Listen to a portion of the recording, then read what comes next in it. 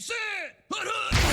Welcome to the Dynasty Nerds Fantasy Football Podcast, where we discuss Dynasty strategy, rankings, and all things NFL. So get ready to geek out on fantasy football with your host, Rich Dotson.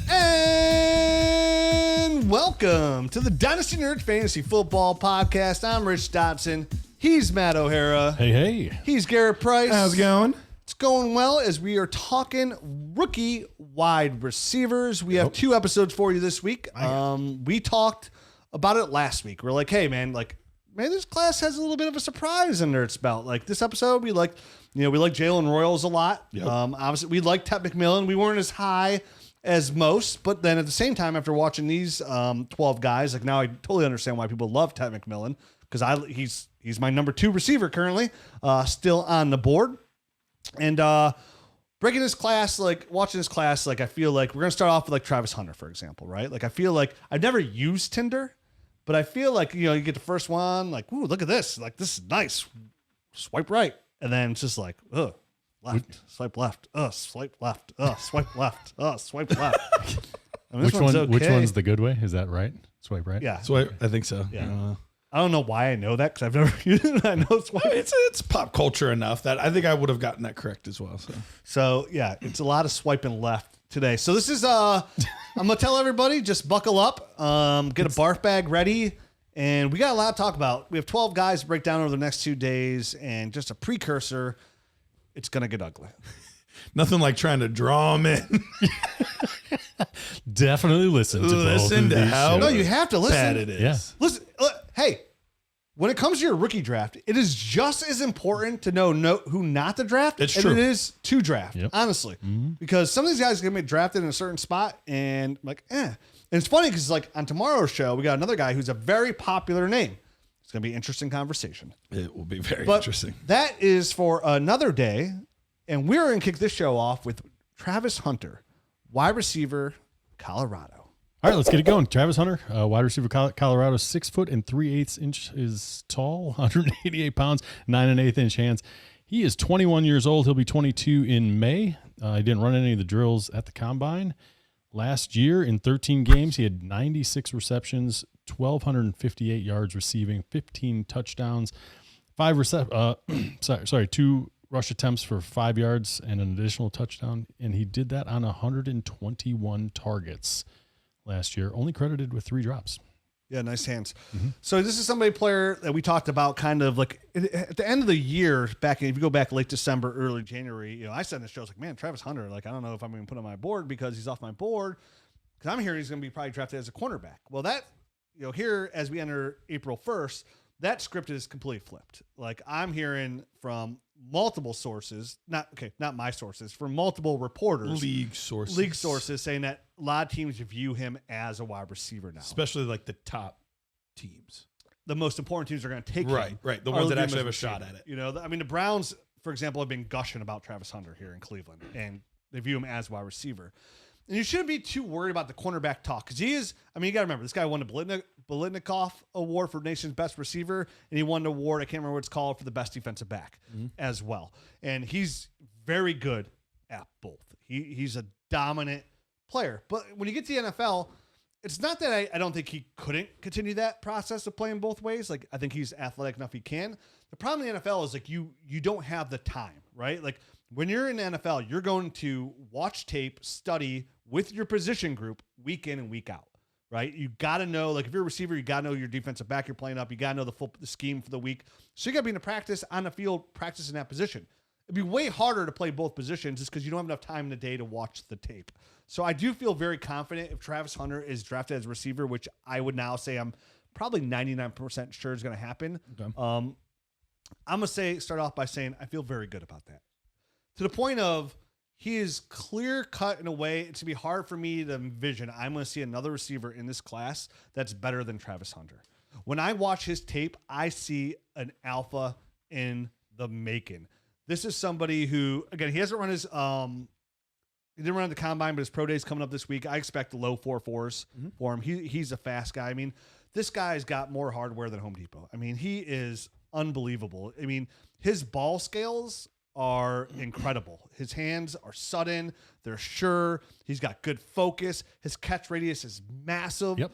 You know, him getting off the line, the way he explodes off the line, it's very like no cornerback. I couldn't see any cornerbacks jamming him up at the line. Like his release is almost Devontae Adams-esque, like that good. And I use him as a comparison because Devontae Adams is arguably the best in the NFL when it comes to release, and he is that good on tape. And it's hard for me to sit here and kind of think of anything to knock him because like all the skills you want, I said, natural playmaker, his burst, his tempo, his late hands at time, his range. It's all elite, not good, to me, elite, like a true alpha number one receiver. The only knock I could see on Travis Hunter, and I think you guys will agree, is his route running is not locked up pretty tightly here. But like I saw plenty of glimpses where it looks like he'll be able to get that down. Once he gets to the NFL, he gets proper coaching and he focuses on the receiver position. Man, he could be scary good. This is an elite prospect to the point where I bumped him up in my personal ranking so far. So like as I build my board as I watch the tape, right? Like, so I have it on my phone, I have it in my notes, and I put them in tiers as I see fit. And I kind of like put these guys in as I go, as I watch the film, and it's fresh. And that's how I build my pre-draft board. Travis Hunter has now jumped to Mario and Hampton for me. He's in tier 2 of a super flex rankings. He's right there with Trevion Henderson, Cam Ward, those two guys. So depending on the team structure, obviously, Cam Ward's valid to go to any team at number 2 overall, being a quarterback, being number 1 overall prospect. Trevion Henderson, I really want to see where he lands, right. But Travis Hunter's in that same tier for me because he's that good. I saw somebody today, one of those stupid comps where they compare him to all the best receivers of all time. But the one I liked was is it the Frankenstein one or okay, yes, kind of that. Right. But the one I liked the most was a prime Odell Beckham Jr. I like that one. I don't mind that. No, I think that's a good comp as far as movement skills and all that kind of stuff. Obviously, he's got a long way to go, I think, in the route running. You touched on that. I think, the only thing I didn't hear you kind of mention and that I want to get out there, I think is the yards after the catch. I think he's pretty special with the ball in his hands as well.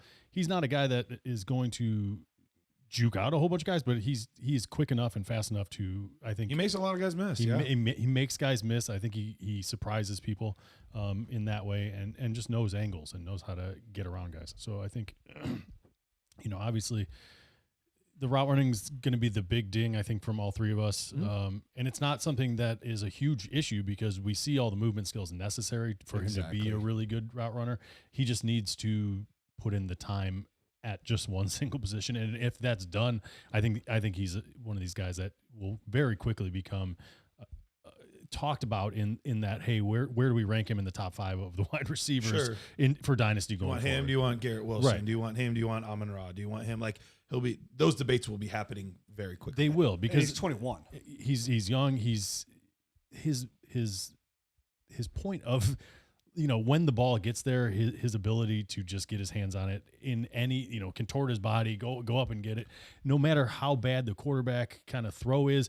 And, this was one of these, you watch the quarterbacks here and we've seen Shedeur Sanders and you see all their throws and you kind of are looking at just the quarterback, but all of a sudden you're looking at the wide receiver end of it, and you're like, oh wow, that was a little bit more off target than I remember. You know what I mean? There were quite a few times where I feel like Travis Hunter kind of bailed out Shedeur Sanders with his ability to kind of just go up and get a ball or reach behind him to get a ball. Yep. And he's very good at all that kind of stuff as well. It did bring me down a little bit on. Again, I think Shedeur's still a nice upside prospect. So do I. But I'm with you on that. And I'm looking at this from a point where, again, my favorite team, the Cleveland Browns, had the number 2 overall pick. And I get a lot of people ask me all the time, because they know I watch a lot of football. They're like, hey, what do you want the Browns to do at number 2? Like, what do you think of Travis Hunter? And up until this point, I go, I don't know, man. Like, I have a real hard time taking a receiver at 2. Like, if I take a receiver at 2, like, he's got to be an alpha, like, stud. And now after watching Travis Hunter, I'm like, okay, he's an alpha stud. Like he could be an alpha stud pretty quickly. Where again, if they took Shedeur, I'm okay because I think he could run Stefanski's offense okay. But like you said after watching tape, I'd much rather just take Abdul Carter or Travis Hunter. And if Shedeur's really going to slide like people think he is, I'd much rather just trade back up from 33 and go up a little bit more capital to get something like that. But I want I want an alpha at 2. Like if you pick high in NFL draft, like you don't want to gamble if you don't have to. You want to take somebody who thinks to be an alpha, and that's what Travis Hunter is. It's interesting. So I gave him a score of a 78.93, so just a tick under a 79. And I have to echo a lot of what you guys said. And really, the route running is the only thing that I knocked him. Everything else is basically 8s and 9s. Like that's basically what I have. I have a 9.5 for body control. Specifically, I thought of the catch against North Dakota State, where it's pass interference, and he's literally like falling to the ground. Somehow, like reaches behind the dude's back and still catches it, stays in bounds. Like just stuff like that. Normal receivers can't make that catch, even at the NFL level. Right. Like it's just truly special stuff. So. The route running is the only thing. You guys mentioned it. He can clean that up. And I think part of it is almost similar to Ashton Genty, where I said there's a few times where I technically had to ding him for vision, even though I'm not 100% sure it was poor vision and it wasn't just I'm better than you, so I don't need to worry about this step of the process. That's how it almost felt at times with his route running, where it's like I'm faster than you, I'm bigger than you, I'm whatever it was on that specific play. I don't necessarily need to have the crispest route to still beat you. And I think that's part of it is just, he just didn't need it. So he'll need it at the next level. I think he will get it. It was interesting though. I was playing with the numbers a little bit. Like I said, 78.93. That would put him in the top 10 for the past 6 years of Nerd Score. He would be there. However, if that 5.5 that I gave him on route routing, which just is a hair below average, if that were to be bumped to a 7, which would be just a little bit above average. If that were the case, he would now be the number 2 wide receiver in all the 6 years that I've done this for my scores personally. Behind who, if you don't mind? Behind Harrison. Okay. Harrison was the highest grade I ever gave, and then it would be just ahead of Devonta and Jamar Chase and CeeDee Lamb. Those are the next 3. So, I mean, it's good. Assuming Marvin Harrison pans out, which we believe he will, it's a very good company. The other 3 guys, Smith, Chase, and CeeDee Lamb, very good NFL receivers. So, it would put him in pretty special company. Yeah, he's and then watching his tape. For me, I don't say this arrogantly too, but like I just don't understand what the people that have Tet McMillan as their number 1 receiver, and they watch Travis Hunter play and how they could compare the 2 for Dynasty. Like, I don't understand. Like to me, it's because same thing. It's not even close at all. For me. I mean, agreed. I touched on that even when we watched Tet McMillan and we were covering him. I was like, I already know that I'm going to like Travis Hunter more just from the small sample that I had seen before that, I actually did like the real review of him. No, I had watched like one tape, and then obviously watching Shedeur, I'd seen some stuff as well. The one other small potential, I don't know if this is a knock or a good thing. I honestly don't know. But one thing he did seem to have a knack for getting away with was he did a really good job of getting away with a little bit of pushing. Like he would separate himself right before his leap, or he would, and a lot of times it was on the hip or things like that where it's hard to see. So will it be called at the next level? I don't know. But some of the best receivers do some of that kind of stuff where they do give a little bit right before the leap or right before, and you see him doing some of that kind of stuff too. So like I said, I don't know if that's a knock or a compliment to him. You know what I took it away from? I saw with him that I didn't see with any other receivers. And I haven't seen with a lot of receivers. Smooth explosiveness. No, in this class, that's fair. I felt like defensive backs were like overly aggressive with him. Like even like there's a couple things like I saw like after the play of him getting shoved to the ground, like stuff like that. Like because the name of who he was, like but I mean like I saw that on tape. I was like, wow. Like so I wonder if that comes from that, like just being like aggressive. Like the other defensive backs were a little bit handsy. Cause I saw that I was like, man, he's getting like little after the like down play shoves here. He's obviously got a unique perspective, also being a defensive back. So he's probably the smack talk going on between a defensive back / wide receiver and a defensive back. It's got to be pretty epic. And they knew he was one of the favorites for the Heisman and his name and stuff like that. So we're just curious for you guys. I said for me, he jumped into tier 2. Like I moved him above Quinshon Judkins. I moved above Amari and Hampton. I was wondering, like now after watching this tape, I think we're all in the same boat. Because I know Jared too. Jared's sick today. He texted. He's like, "Hey, I just want you guys to put it out there. I don't like all these guys, but I truly believe Travis Hunter is an alpha receiver. I want that to be known for everybody as well." So, where do you guys kind of see him right now, April 1st, before the NFL draft, in your dynasty rankings, rookie rankings? That is rookie rankings. I mean, this is the assumption that he's for sure a receiver, correct? Right. I think we have to operate underneath that. Yeah. Okay. assumption at this point, especially for this conversation. Oh, man. So you got him above Amarian, yeah. Amarian. What did I say, Mario? Mario, yeah. Mario. No. So Hampton. That's kind of like right. Listen, from a skill standpoint alone, it's Genty and then him, right? As far as that's fair. Who's going to be the cream of the Sure. crop, like the most elite athletes, and that's why I have him in that tier, right? Tier 2. And that's. I mean, the rub with him is he going to play wide receiver? Is it, you know what I mean? And obviously for this conversation, we're just saying, we're assuming yes. So I could say, I have the first and second pick in a Superflex league this year, and I don't need quarterback. And I'm kind of drooling over the fact that I might have these two primo guys that I can get right away on my roster, Genty and Travis Hunter. Yeah. I have 3 and 4 in one league, and I'm hoping, I hope Hunter's locked in as one of those guys. It's tough for me because he definitely is in the tier with Hampton and Travion. I think a lot of it will come down to do Travion and Omari and Hampton get first round draft pedigree or not? Because he's going first round. Yeah, we know that. No doubt about it. He's going top 5. 4. Right. Oh, he's going top 4. That's a big difference. Yeah. Top 4. No, top 4. No. But if I had to guess, he's going to be a Cleveland Brown today. If I had to guess. I would be totally fine with that. But I think that when I say top 4 is like I think there's 0% chance he gets past New England, like 0%. I don't know why they would. Yep. With a guy like Drake May, obviously would love to have him. So. Yes. So you have him in the you have him in like the 3-4 range right now. Is that? It would. A lot of it would depend on where does Trey and Quinshawn go, or not Quinshawn. Where does Trey and Hampton go, and what team? How do they announce? Yeah. Yeah. So I'm the same boat because I have Cam Ward at like that. Like I could easily take, like you said, I could take Cam Ward 2 easily if I need a quarterback. If not, I could easily take Henderson or Hunter, depending on my team structure. And that just shows, once again, how much value is going to be at the top of these drafts, especially in tight end premium drafts, because there's a decent chance that Loveland and Warren are both top 20 guys at the position as well.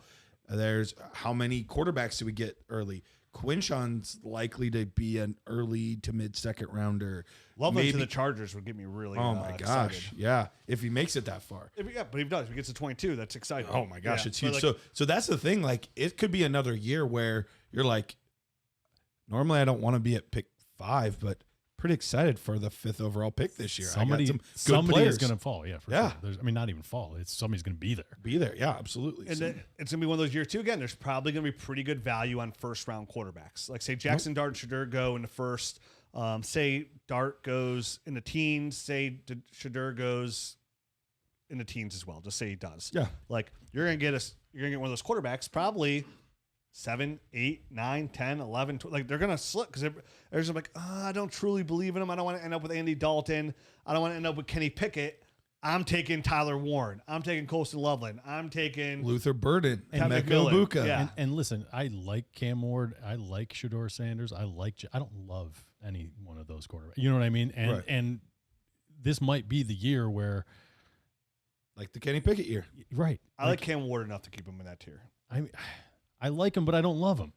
I love these guys. You know what I mean? I love the running backs. I love Travis Hunter now. Like, you know what I mean? Like these guys, I think are going to be a difference maker. While those quarterbacks might just be a guy, especially you know what I mean? without what we expect to not be a real rushing upside. Right. That's what makes it even more tricky. Blah. Yeah. It's a tier of like, who do I need? You know, like I need Ashton Genty.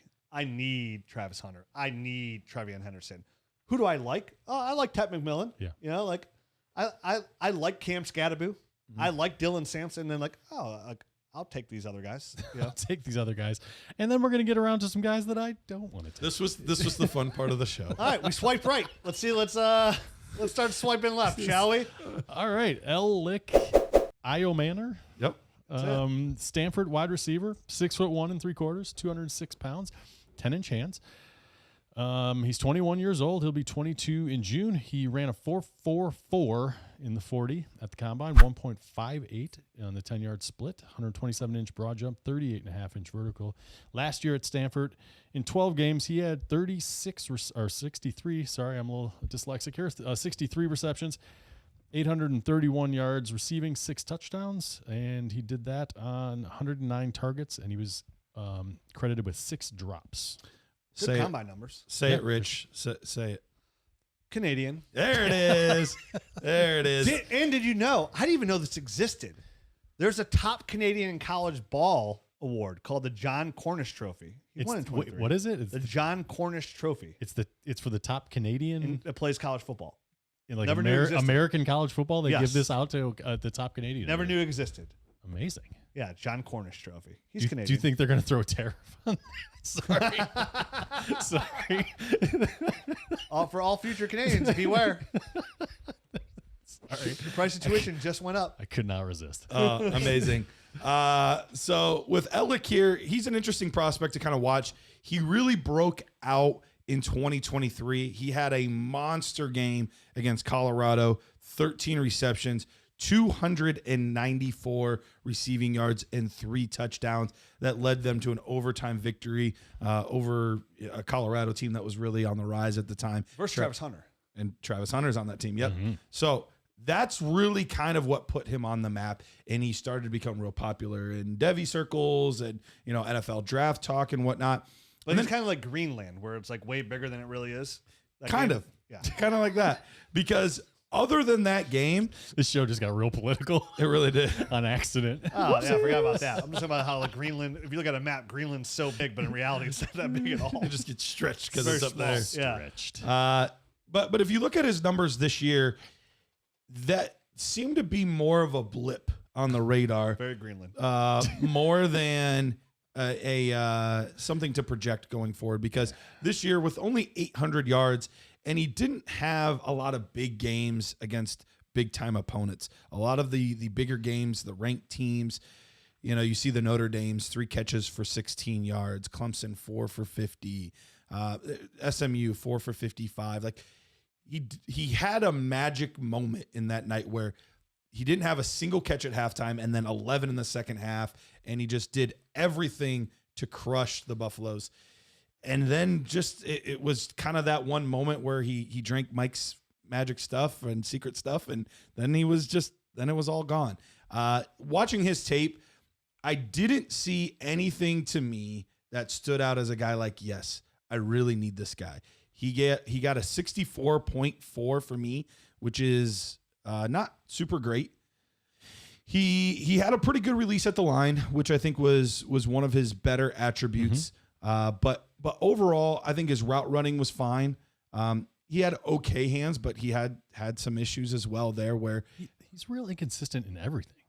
So his routes at times will look great, but at other times you're just like, what was that? Like, what? He'll make acrobatic catches and then drop them. Yeah. Yes. So he is very hard to nail down in a lot of ways because his good is pretty good. It's not excellent, but it's pretty good. It's pretty good. And the other stuff, it just looks like it's barely passable. And the hard part for me too was he was one of those players that at times felt a little bit out of control. Mm-hmm.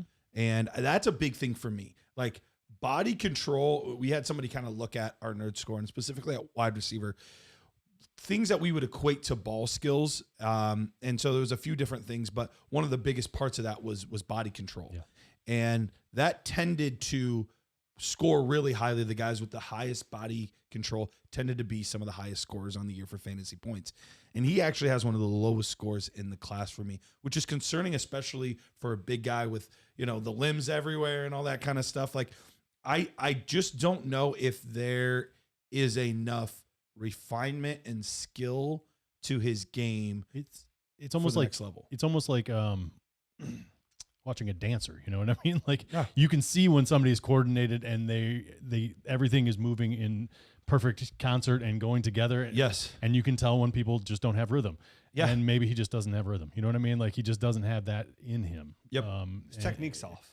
It does feel that way. Well, there was another, like the one, I can't remember what game it was, but he made a fantastic acrobatic catch where he's like contorting his body. Yes.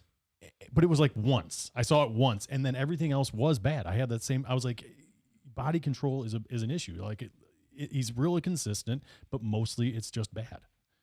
So it's another ding where it's like the good. I saw something fantastic. There's flashes. It was one play though. Like, dude, come on. Like, I just need more. You know what I mean? So it's hard for me to envision this guy being anything just because there's so much work to do. He is young. I mean, he's 21, which is nice, but I just don't know. And he's got good size. You know, he's got good, like, this is the kind of guy you want to be good, but I just don't think he's got the right movement skills to do it.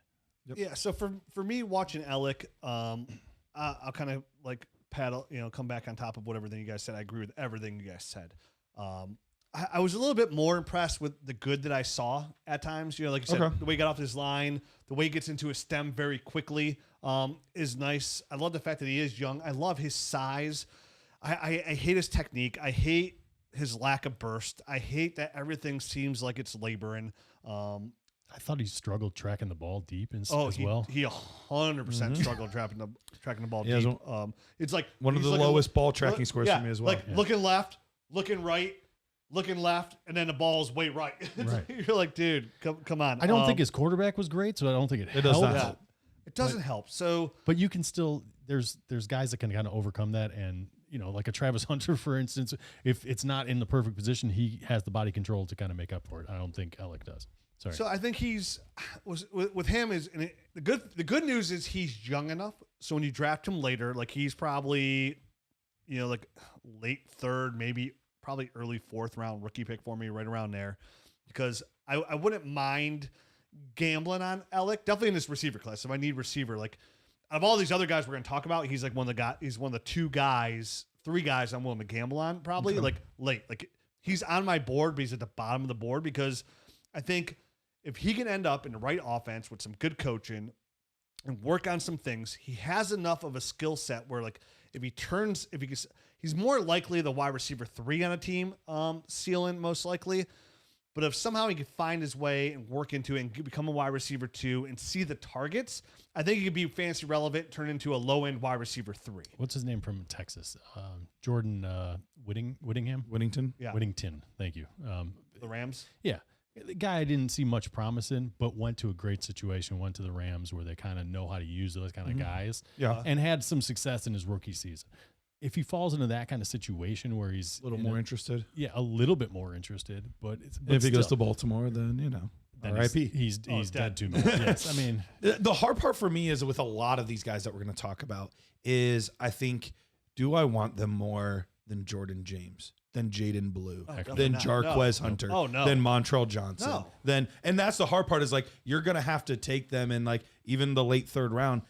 Those are the kind of guys that are going to be available. That's why he's probably more like a mid fourth than the fifth guy. You know what I mean? For that. So, and you're right. And I think you and I were talking about it in the beginning of the show. It's like, man, I have Elic on my board, but he's in the tier after all those running backs you name. And I was like, what's funny is like I have all the running backs I like in that big group of like, I call it my fourth tier essentially. Okay. So I have like the Jaden Blues. You have like 7 or 8 guys in that tier. A lot, right? Yeah. Jarquez Hunter's in that tier. Like I have a lot of those guys. Like Travis Etienne, I think is in that tier. Trevor, Trevor Etienne. So that tier is really big. The next tier I have. I don't know. Travis might be in that one. Go ahead. I have another receiver we're going to talk about tonight here, and I have Elic in that tier. Like so, I have Daniel Jackson of Minnesota, the wide receiver I like, in the tier above him. Gotcha. But all the running backs I don't have in there, like I have Montrell Johnson in there. He makes Jalen Royals look like a stud. Absolutely. Absolutely. Antonio Brown, Brashard Smith, RJ Harvey, DJ Giddens, all those guys are in a tier above them. So all those other running backs I think are just like, okay, and draft capital doesn't help. They're going to be in this tier with him, and they're all going to jump him. Yeah. There'll be quarterbacks that are probably going to get okay capital that will probably jump third in. and fourth round guy. Tight ends will enter this tier as well. They have long-term upside. So he's on my board. And you're right. When it's all said and done, he might probably end up slipping because we have a lot of other receivers to talk about as well. Yep. He'll probably end up being like a 5th round rookie pick. But I at least there was enough of a glimpse for you. Enough of a glimpse for me where he's on my board. And I think if he turned it, like I love the Whittingham after you say it, it's like that makes more sense. Which again, I kind of said this before the show as well. Like I've had a tough time with this receiver class because there's a lot of guys who are just pretty much off my board we're going to talk about here. And over the years, been so many guys like these slot guys are like, oh, these guys are promising. Like a Scotty Miller, you know, coming out of Cincinnati. Like, ooh, he's promising. He goes to Bears. Like, ooh, it's a good spot for him. Devin Duvernay. Yeah, Devin. Like these guys that you kind of do. So, oh, this could kind of work out, and they never do. You know what I mean? So like, it's kind of hard to see a guy like Elic really find fantasy success at the next level. But compared to some of these other guys, I just want to say, at least he's on my board. At least he's on the board. All right, let's move on to the next one. Right, we'll see if they're on. He's on a board or not. Pat Bryant, Illinois wide receiver, 6'2.25", 204 pounds, 9.5-inch hands. He's 22 years old. He'll be 23 in December. At the combine, he ran a 40 of 4.61. He had a 1.56 10-yard split, 124-inch broad jump, 37.5-inch vertical. Last year at Illinois, in 12 games, he had 54 receptions, 984 yards receiving, 10 touchdowns, 5 rush attempts for 14 yards. He did all that with on 78 targets, and he was credited with only 1 drop. Yeah, so he's got good hands. Older prospect, unfortunately. 22. He'll be 23. So he's got a year on most of these guys. Not as old as a couple of them we'll talk about. Yeah, you're right. He's not that old. What did I like about Pat Bryant? I like his size. I like his hands. Yeah. I love his deep fade high points, right? Like I love the way he goes up and gets the football. Has some really good stats there coming out. 137 catches, 2,095 yards, 90 touchdowns. Obviously, his last year was his best year. He had 10 touchdowns. I really like his ball control. I like the way he's able to track the ball. Really good there. Like I thought that looked good. But man, I agree. Besides that, I mean, his tapes, it's a snooze fest, man. Like his 4.61 40 compared to another guy we're gonna talk about who ran like a 4.61. He might as well. Sometimes he looks like he's power walking out there. I mean, it just he doesn't have. I think he's slow. He's got a really slow initial. His acceleration first. Yes, he's like a long slider, like long strider kind of build up speed. So I think he was able to still get deep because he's kind of has As he gets going. top end speed. Nothing special that I think he's gonna be able to do that in the NFL, but I think he was able to do that in college. Yeah, I mean, he's very lethargic in and out of his breaks. Very lackluster for me. Yards after even for being a big guy, his yards after the catch not impressive for me whatsoever. I just really like watching his tape, man. It just felt like I was drinking like a pop that I left over. Like open for like a day. It was very flat. It is. It just, I mean, he's a dart throw. I mean, if he lands with like a desperate team who could, who likes to push the ball downfield, like if he ended up with like Washington with Jaden Daniels, you know what I mean? And I'm interested in like the 6th round probably. Like he's not completely off my board because I do like one thing that he does pretty well, but everything else, it's a guy who's going to, if I draft him, I totally expect to cut him and never bring him on my active roster. Like there's nothing I saw here whatsoever that excited me outside of like his really good hands and good size on the deep ball. But like those guys are easy to find. True. And I don't necessarily think his athleticism dictates that he's going to be able to do that at the next level. No. So I think he has a hard time changing directions. Yeah. And if you're a one-trick pony and you don't really have the top end athleticism to kind of back that up into the next level, I just have a hard time believing that he's going to be a guy that kind of succeeds on NFL cornerbacks on NFL quarter. I mean, just like kind of in general at the NFL, let alone for fantasy purposes. So I'm with you. I think he's to highlight some of his pluses before I get out here on him. I think he's pretty tough with the ball in his hands. He fights for extra yards and that kind of stuff. He's physical, but that's not hard to bring down. But that's it. Like he's got like the want to, but that's about it. So it's nothing special out of this guy. I'm a little bit higher than you guys, but not a lot. Like the hard part is like he's a very stiff player. Yep. And you're right. There's very, very little juice for after the catch, burst, things like that, which are close to making me to the point where I'm like, is he draftable? I don't know.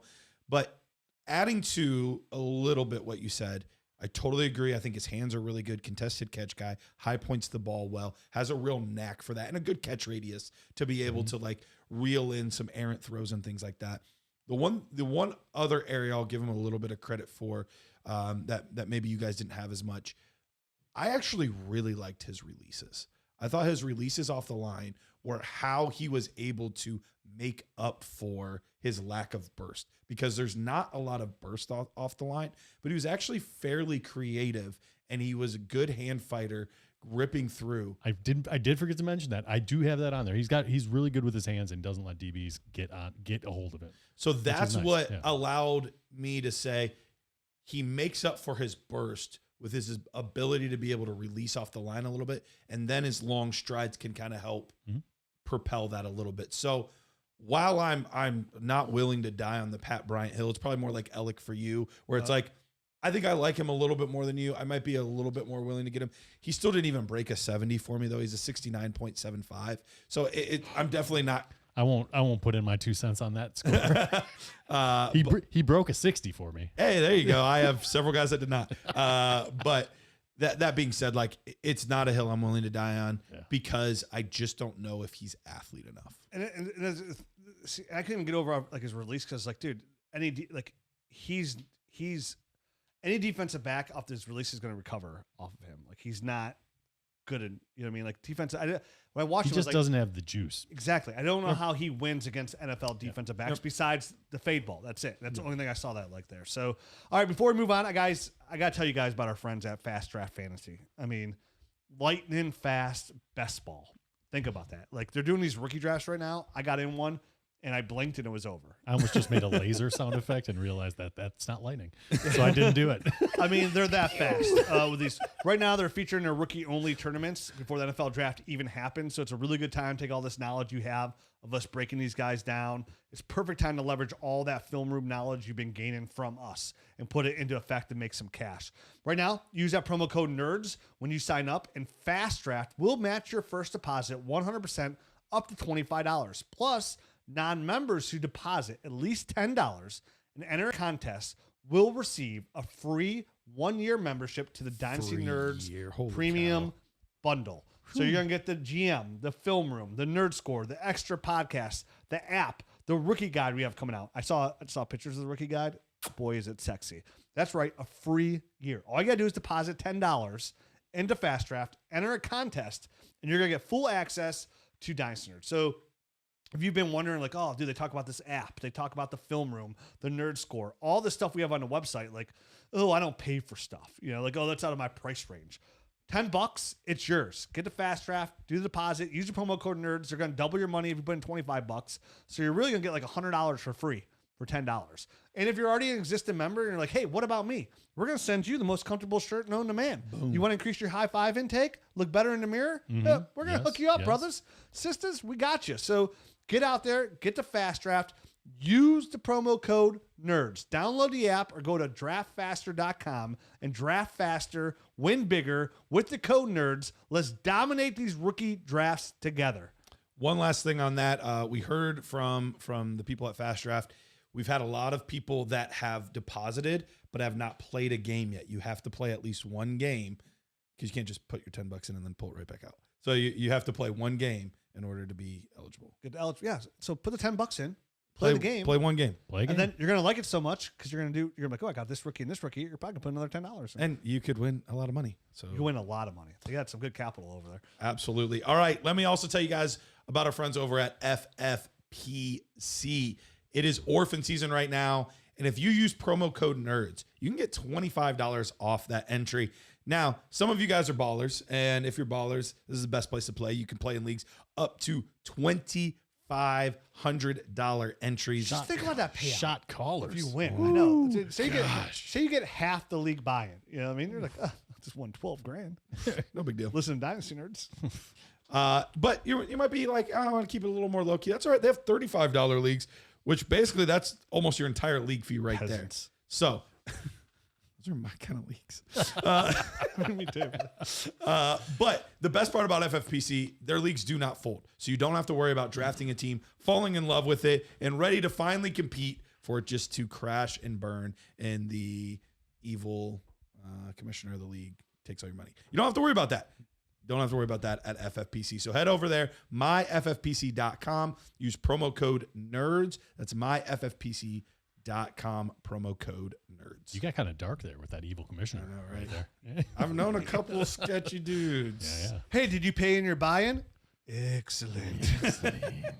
Oh, I take a 2-year upfront buy-in. Excellent.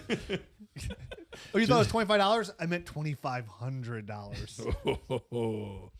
Just PayPal me to @ghosted. All right.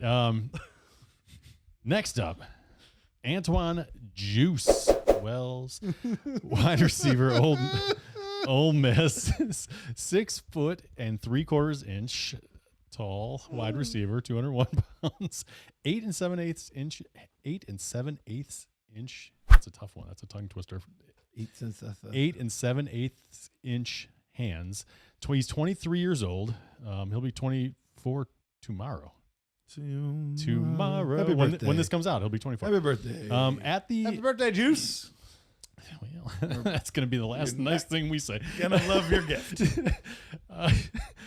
At the combine, he ran a 4.58. He had a 1.53 10-yard split. He had a 124-inch broad jump at a 34-inch vertical. Last year at Ole Miss, he had 28 receptions, 553 yards receiving, 6 touchdowns. He had 5 rush attempts for 4 yards, and he did all that on 56 targets last year. He was credited with 5 drops on only 28 receptions for a 15% drop rate. And that's all I got to say about him.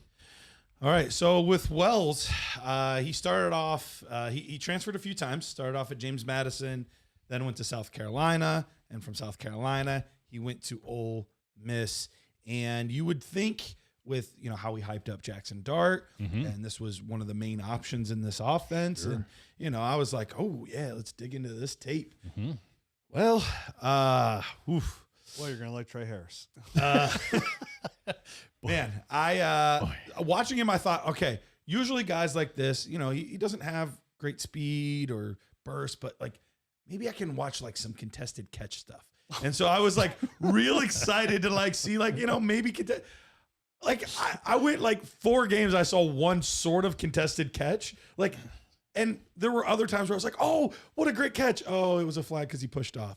Or, oh, what a great, he dropped it. Dang it. Like I was like waiting for that contested catch moment and it just never came. Very mediocre route running, nothing special with releases. I guess his like physicality's okay. That's the best thing I got for him is like he's built, he runs low and strong. Yep. I mean, like I want to have more because I'm sure he's a Play great strength. kid and I'm sure he's worked really hard, but like I just do not see an NFL path. This is one of the top 5 lowest wide receiver scores I've given, not just this year, but ever. No suddenness. Routes are predictable. He's easy. He was able to get rerouted pretty easily for thinking how strong he was. His acceleration's almost non-existent. He struggles downfield. No contested catches whatsoever. Like I said, his ball skills aren't good. He has focus drops. I mean, his only dynasty outcome, if he lands like on some run-heavy team that needs a chain mover, That needs a fullback. yeah. I mean, his upside is about as meh as it gets. He's not even on my board. He's, for a guy that, listen, he's got the nickname Juice, and he absolutely has. It's expired. He has no juice. I'm sorry. This guy is he isn't quick twitch. His routes aren't good. Like it's real hard when you're slow. You can't run routes. Your hands are inconsistent. You don't offer much after the catch. Is it more an ironic nickname? Like, the fat guy that they call Slim? Is it one of those? At this point, it's got to be. I'm surprised it's not Antwane Concentrate Wells. Powdered mix. You're like, oh, you buy ingredients, and it's like you buy orange juice, and then the bottom says contains no juice. Contains 0% juice. Yeah, or like it's called like orange drink. It's like when you buy those. It's a Sunny D of juice. Yeah, that's it. Yeah, Okay, there you go. Sunny That's it. He's D. a Sunny D. He's Or like you buy Sunny those D. ice creams. Like my kids ask for those. Yeah, but like, those Nutty actually Buddies, taste good, though. like the chocolate, like the waffle cones with the chocolate on top, and then This is the second time we've referenced Peanuts? this. Yeah, yeah, waffle and it's cones. like not real ice cream. Oh, okay, yeah, sure. Yeah, it's not even real ice cream. Like you left there and it won't melt. It's not real ice cream. It does not contain ice cream. Does not contain. It's a dairy ice cream. product. Does not. I feel bad. So do I. I think he'll find a spot in the NFL. Maybe he'll do punt returns. I know they're tweaking the kickoff rules. And But he's not fast. But you never know. And his hands aren't good. Tomorrow's his birthday, man. I'm trying to. Nothing personal, man. Hey, It's just I don't see Keep Dynasty. lifting the weights. Yeah. You know, you're a physical guy.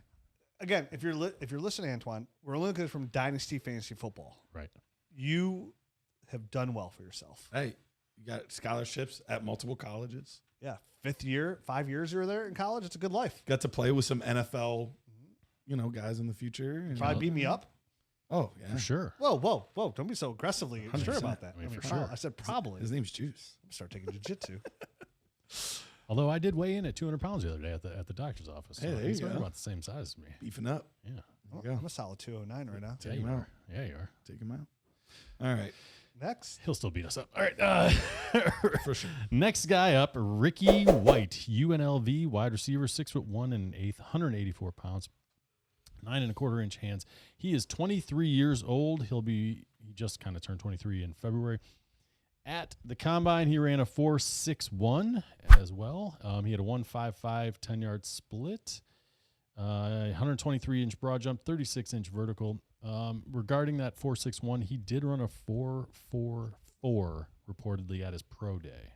But last year at UNLV in 13 games, he had 79 receptions, 1,041 yards receiving, 11 touchdowns, 1 rush attempt, 1 yard, no additional touchdowns. That probably wasn't noteworthy. He did that on 124 targets last year. He was credited with 7 drops. blocked 4 punts, He was a Special teams ace. Yeah, he's a special teams ace for sure. which is pretty nice. Yeah, a couple punt returns. Had a touchdown on punt return. Started off at Michigan State, going to UNLV. And I'm glad to hear about you told me his pro day time, because I thought like his 4.61, I thought the tape he was faster, than the 4.61. I don't think he runs a 4.44. Agreed. I wrote the same thing. I wrote he's faster than his 4.61.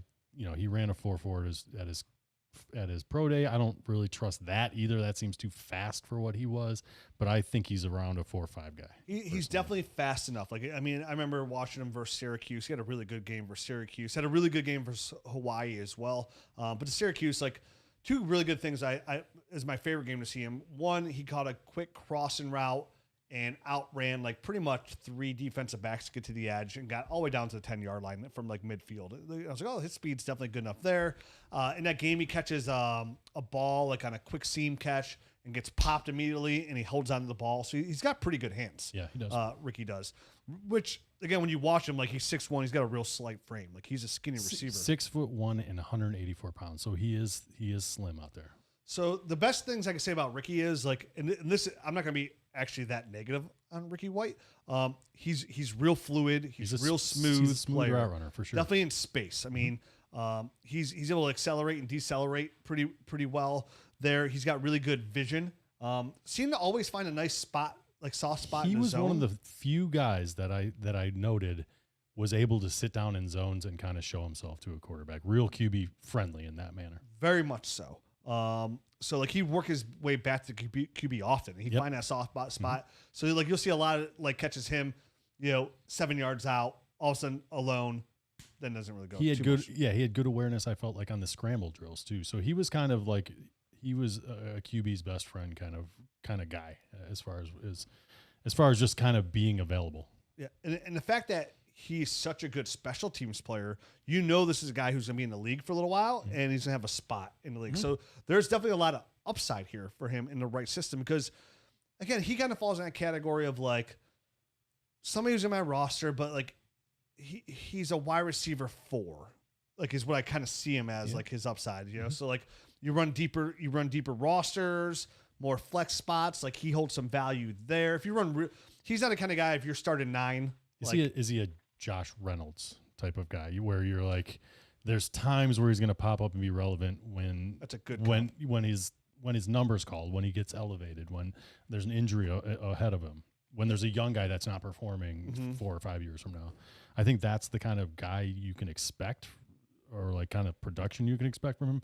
But he's a guy that spent about 35% of the time in the slot. I could see that kind of being where he lives. That's what I was going to ask, is because he's not a true slot, but he's not a true Z. He's like he doesn't have like a natural fit as far as that goes. But I mean, you can make a guy work in almost any spot in today's NFL. For me, he got a 67.53, so not a death sentence score, but he is still a little bit on the stiff side overall. I don't think he's like special anywhere, but one of the things you guys said was like he's smooth, and that's the thing that does give me a little bit of hope along with the special team stuff is you can tell that he is a natural football player. Mm-hmm. Like it doesn't look forced when he's trying to catch the ball. Yep.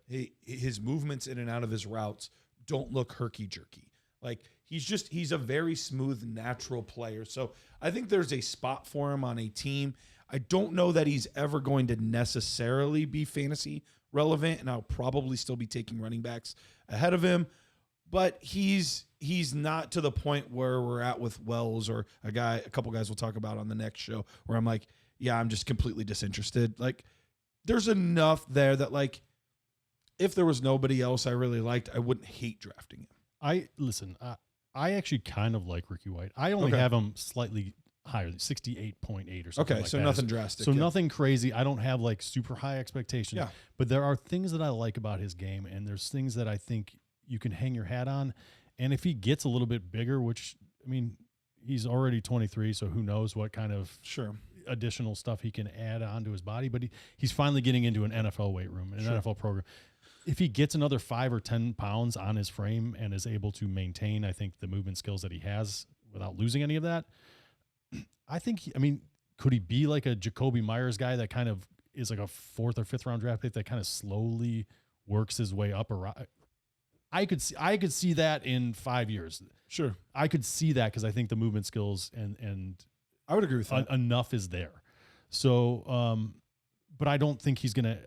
Not somebody you're going to bat for, but you like him. I don't think that's a slam dunk, but I could see that being a thing in his future. Late round flyer, 5th, Totally 6th round. late round flyer.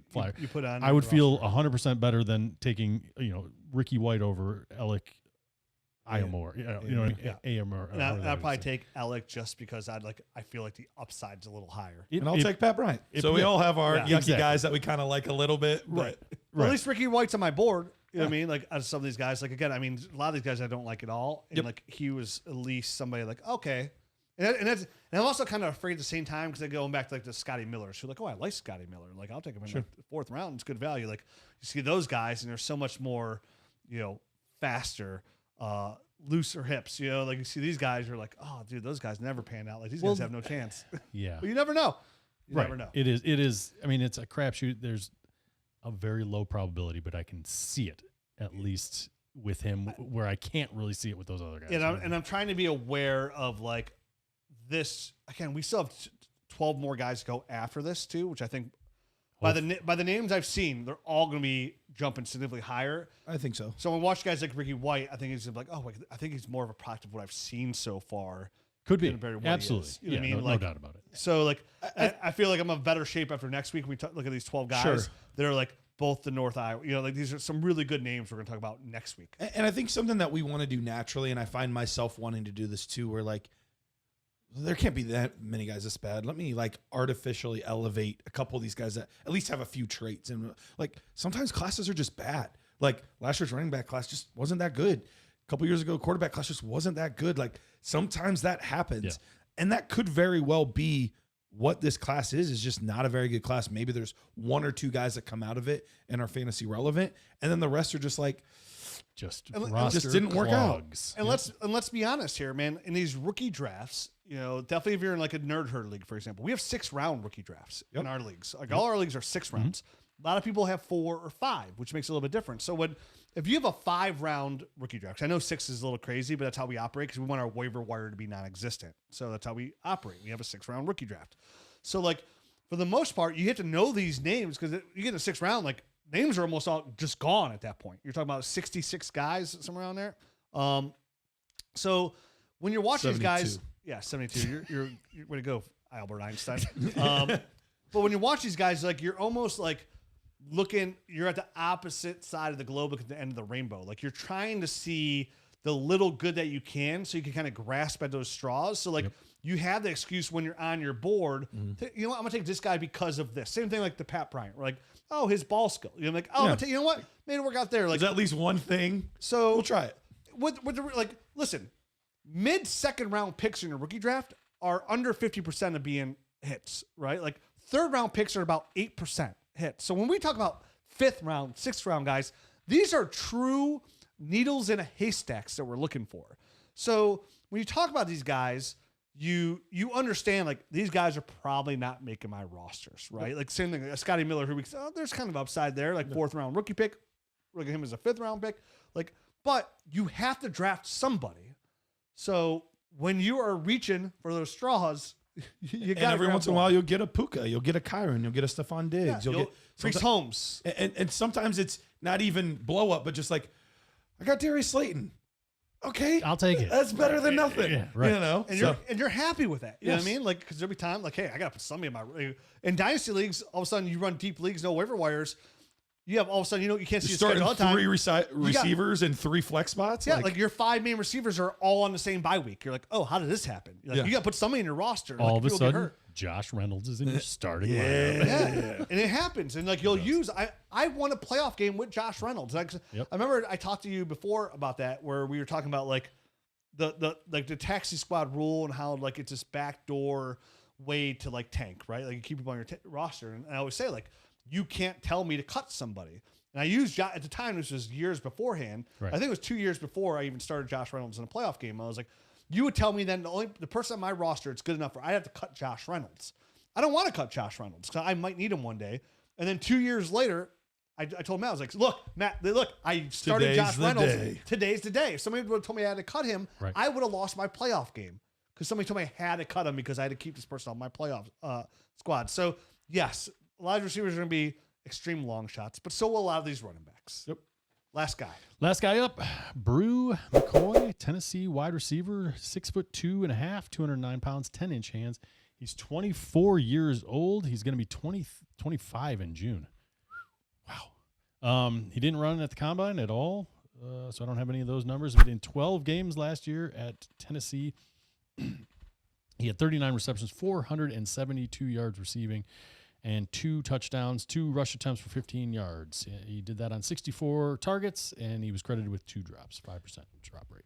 Bru McCoy was one of those names that was a really, really big 5-star guy. Devy name.